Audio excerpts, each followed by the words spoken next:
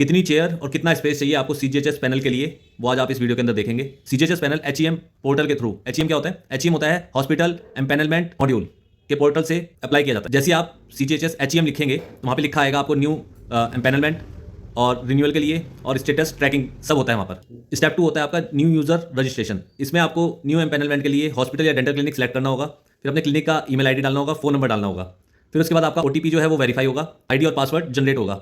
ये आईडी और पासवर्ड आपने संभाल के रखनी है, लास्ट में आपको कभी भी रिन्यूअल कराना हो तो जब आपके वो काम आएगी। थर्ड में आएगा आपका एप्लीकेशन को फिल करने का। ये थोड़ा सा प्रोसेस लंबा होता है, लॉजिकल होता है, और इसमें सेक्शंस बने होते हैं।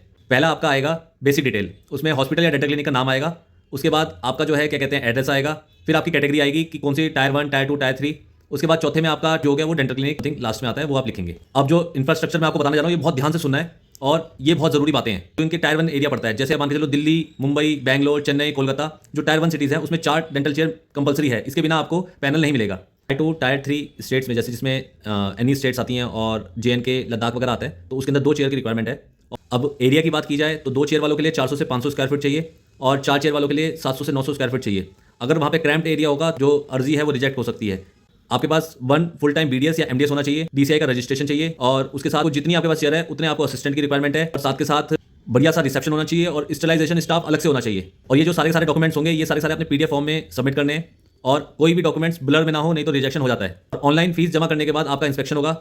ये सिर्फ डिटेल जो थी कि कितनी चेयर और कितना स्पेस चाहिए, ये उसके रिगार्डिंग है। इंस्पेक्शन में आपकी चेयर काउंट की जाएगी, आपका स्टरलाइजेशन का सारा एरिया देखा जाएगा, आपका रिसेप्शन एरिया देखा जाएगा, और आपकी जो भी चीज़ें हैं जो मांगी गई हैं वो चीज़ें देखी जाएगी। बट आपका सब कुछ सही रहता है तो आपको CGHS का एम्पैनलमेंट मिल जाता है। इस प्रोसेस में आपको 2 से 4 महीने लग सकते हैं, इसलिए आपको भी अपने एरिया के हिसाब से अपने आप को ढलना होगा, अपने आप को चेंज करना होगा, अगर आप अपने क्लिनिक की ग्रोथ चाहते हैं तो। और लास्ट में कहना चाहूँगा कि CGHS पैनल लक से नहीं, प्लानिंग के साथ मिलता है। हर चीज़ पर आप प्लान करके रखिए और आपको CGHS पैनल मिल जाएगा। मेरी बेस्ट विशेज़ आप लोगों के साथ हैं। Thank you so much.